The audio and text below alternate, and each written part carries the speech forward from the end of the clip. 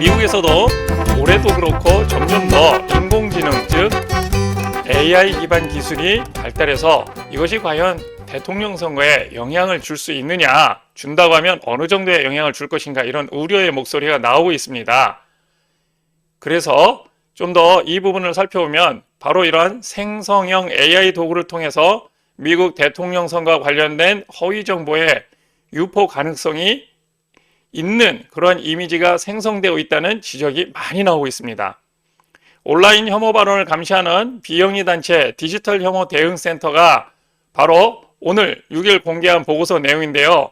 보고서는 마이크로소프트와 오픈 AI 등 AI 관련 주요 업체들이 오해를 불러일으킬 수 있는 이미지 생성을 규제하는 정책을 갖고 있음에도 불구하고 이들 업체의 기술이 악용되고 있다고 밝혔습니다.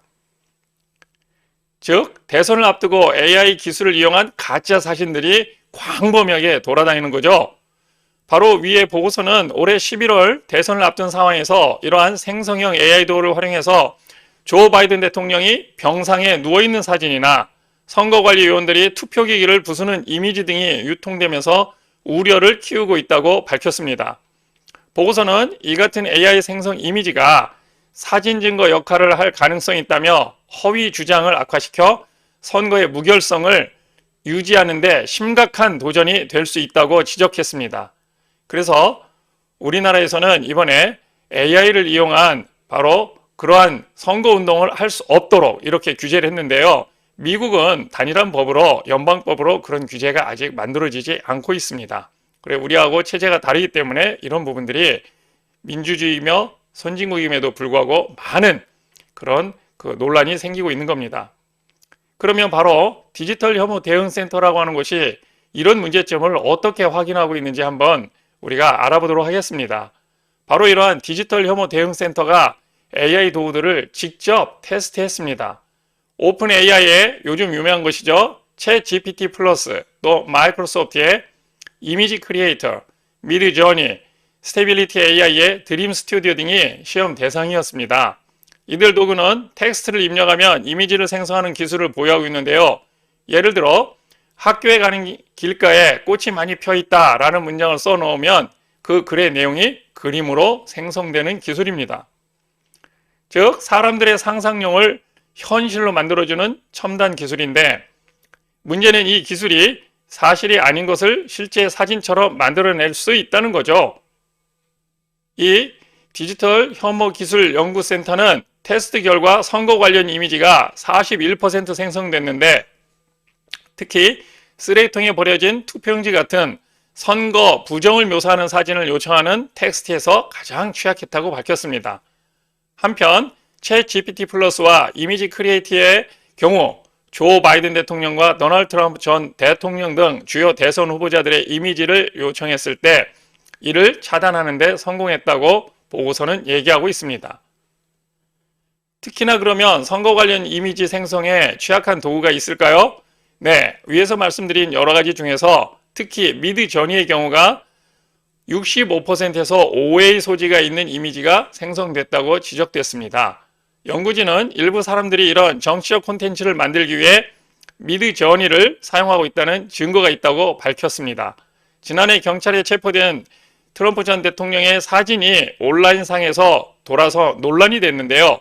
이 사진은 미드 저니를 통해 생성된 가짜 이미지로 드러난 바 있습니다. 이렇게 대선을 앞두고 가짜 이미지가 유통된다면 뭔가 대책이 필요하지 않을까요? 그래서 미국에서도 새로운 부분을 생각하고 있습니다. 바로 좀 전에 문제가 되고 있는 미드 저니의 데이비드 홀스 설립자는 로이터 통신에 다가오는 미국 선거와 관련해 정책을 곧 업데이트할 예정이라며 지난해 만들어진 이미지가 자사의 현재 관행을 대표하지 않는다고 밝혔습니다. 앞서 지난달 오픈 AI와 마이크로소프트, 스테빌리티 AI 등 20개 기술 기업은 선거를 방해하는 AI 콘텐츠를 막기 위해 협력하기로 합의한 바 있는데요. 이에 따라서 디지털 기술 대응센터가 이번에 관련 보고서를 내놓은 겁니다. 그런데 미드 저니는 해당 합의에 동참하지 않았었습니다. 최근에는요, 경선 과정에서 가짜 이미지뿐만 아니라 음성을 변조해서 허위 정보를 퍼뜨리는 일도 있었다고 합니다. 바로 지난 1월 23일 뉴햄프셔 예비선거를 앞두고 있었던 것인데요. 조 바이든 대통령을 사칭해 해당 경선에 불참할 것을 권하는 딥페이크 음성이 유포돼 주 정부가 수사에 착수한 바 있습니다. 대선 경선이 시작된 이후 AI를 이용한 허위 정보 유포로 수사가 시작된 건 미국에서 처음이라고 하는데요.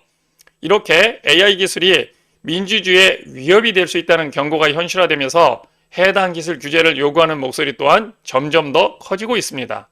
그래서 앞으로 이러한 AI가 미국 대통령 선거에 그리고 그것을 넘어서 전 세계의 선거에 어떤 영향을 미치게 될지 앞으로 더 귀추가 주목되고 있습니다.